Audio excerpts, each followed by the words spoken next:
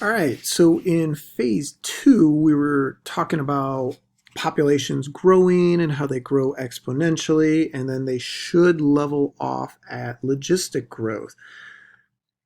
That's the carrying capacity that determines logistic growth. But we saw an example of what happens when populations overshoot carrying capacity because we've reduced or eliminated those things called limiting factors. The limiting factors are essential. It controls growth. You have to have them to ensure stable ecosystems. When you remove limiting factors, your ecosystems become unstable. And then we left off, the last part was talking about density independent factors versus density dependent and how those things play a role in controlling the growth of populations. So what I want us to do now, take all this and let's apply it to humans. What's going on with human populations? Because we do follow a lot of these, I don't want to call them laws, but patterns that we see with other populations. Humans are unique in a couple ways, though. When we talk about carrying capacity, we have increased the Earth's carrying capacity, but there will be a limit. That's going to be the scary thing. Do we hit that limit? What happens when we hit that limit? But here's the general pattern. History of human population size as best we can figure throughout human history. We were flatlined. Didn't see a lot of growth. Maybe we went up a little, down a little, up a little, dropped down a little, but we were kind of stable. A couple 100 million people on the earth. And then, bubonic plague crashed us down a bit. Consider urban environments suffered worse or suffered more than rural because of the transmission, because you're packed together in cities and congested. Once we made it through that, our population started coming back up. We hit the Industrial Revolution, huge increase, advances in public health, rapid increase. And we've been growing exponentially for the last 60, 80, 100, whatever, 200, 500 years. And we're exploding. So the concern is, where's the carrying capacity? This is an unknown. That's the problem. We do not know what is the carrying capacity of the Earth. Is it right here? Is the carrying capacity here? Is the carrying capacity still up here? Do we still have room to grow? This is not an easy question to figure out. But when we look at projections of population growth, we can see our population is going to go up. No matter what, we are going to grow the human population. Let me pause for a second. I want to open up a couple links to show you guys what's going on with human population. Okay, so this is the United States Census Bureau. This is what's going on with the world population. Currently, the U.S. is looking at 329,517,627. Come on, we're going to get there. We're going to get there. People. But look at the world population, 7.6 billion. Look how fast that clock is ticking. How many kids are being born every second of the day. So what we're seeing is roughly one birth every 8 seconds. This is global. This is entire human population. One birth every 8 seconds. One death every 11 seconds. Now, this is based on the models. It's impossible to track real-time birth death, but the models show us, how often we're gaining people, we're having more babies born, people dying, etc. It's not taking into consideration when we have major conflicts, when we have these horrible viral outbreaks and we have large death rates. This is looking at the big picture, what's going on over time and how many people are being born versus dying what's the average growth rate of the human population. So it's estimated that we are looking at roughly one person every 20 seconds. 3 people a minute are added to the human population. So we have to consider 3 people a minute to the global human population. We cannot isolate ourselves and think, well, that doesn't apply to us because we're in the US. We're all connected. It's a global population of humans, global economy, global connections. What happens in other parts of the world impacts us here, and vice versa. What we do here impacts the people around the rest of the planet. So we have to think as one population, not as small, fragmented, isolated populations. But what we can do is look at the data and look at what's going on in the US based on different regions of the US. Midwest, are we going to see a population increase or decrease?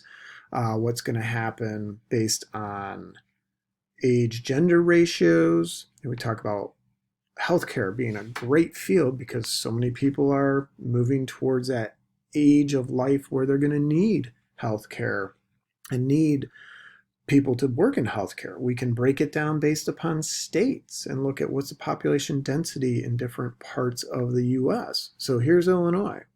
There's our estimated population, 12,671,000. And how many people per square mile? Think about our density. Are we crammed and packed? Well, not nearly as bad as Florida, but a lot worse than Texas. So all this information is there. All the data is available for us to study what's going on with the human population. So what I want to do, let me pause and resize things here. What I want you guys to do is be comfortable with how do we break this down based upon different age structure diagrams. This is what we use to predict models for future growth.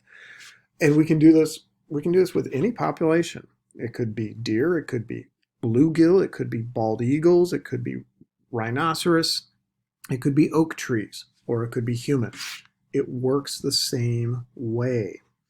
But we look at developing countries, like a lot of countries in the Middle East, Central, South America, Africa, Afghanistan is our example here. They have a large base, in a sense, this pyramid structure. When you have a pyramid for your population, it means you will see growth in the near future. As these kids grow up and reach what we would typically consider the reproductive age category, right there, they will start having kids themselves. They tend to have large family sizes in most developing countries, and that tends to fuel a larger increase in their population.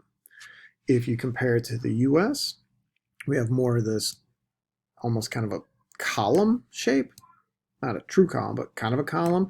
It means we will have less population growth from birth in the US. Consider the reproductive window right here. And we just don't have a lot of individuals in that window. So yes, people will have 1 child, 2 children, they'll reproduce, etc. And we'll see a little bit of growth, but not nearly the growth we would see here in a country like Afghanistan. Now, countries like Italy and Germany, they actually will exhibit no growth or actually a decline. If the base of your pyramid is smaller than the levels above it, that's an indication your population is either not going to grow or it's going to decrease because you just don't have the people here moving into the reproductive categories to then have a bunch of kids and have a bunch of offspring. So again, we can apply this model to any population. If I'm studying bald eagles and I'm trying to get their population to grow, I need to know males and females. Are they pre-reproductive, reproductive category, post-reproductive category?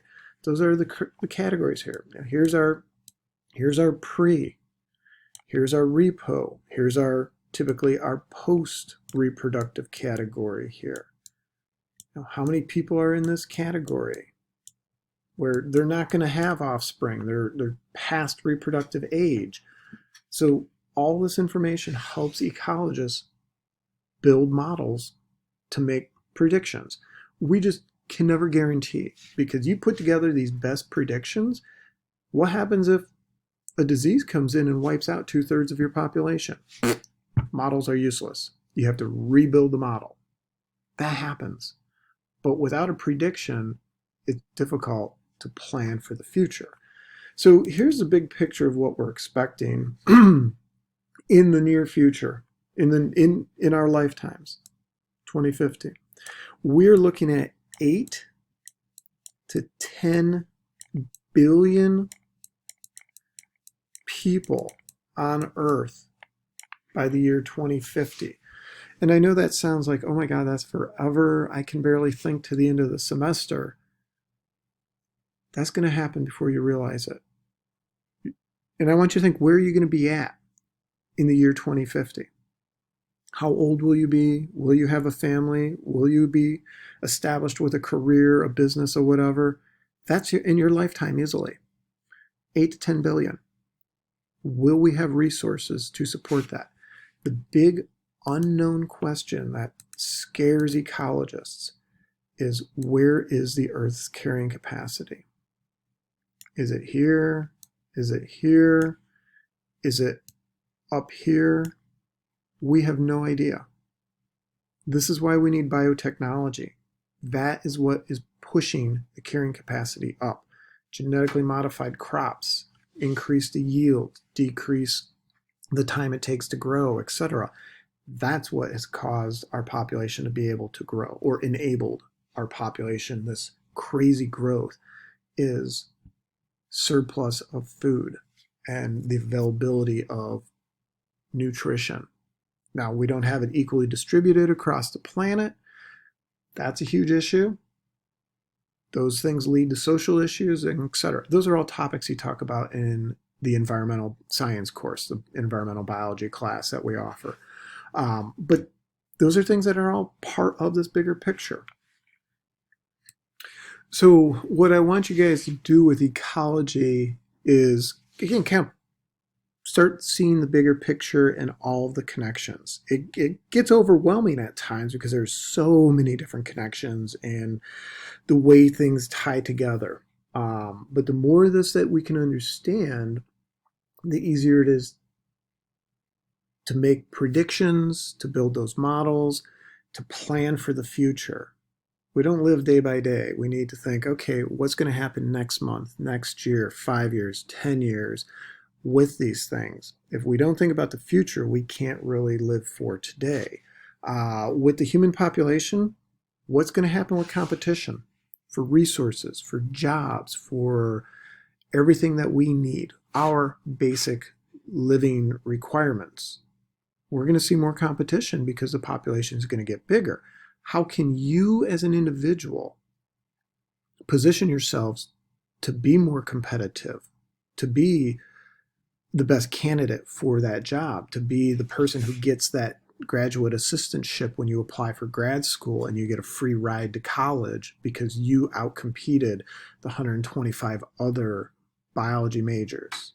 Those are all things we have to be thinking about to be successful in life. We really have to think about not just immediate needs, but long-term needs. So 8 to 10 billion, that's a lot of people. That's a lot of people in this population. And a concern is feeding everybody. And here's a hunger map of 2018. You think about how many people, and things are tough in the United States. I'm not trying to downplay that at all. I know people struggle. Lots of people are paycheck to paycheck and struggling. That is totally recognized. But let's look globally. And when people struggle globally, that impacts the struggle locally.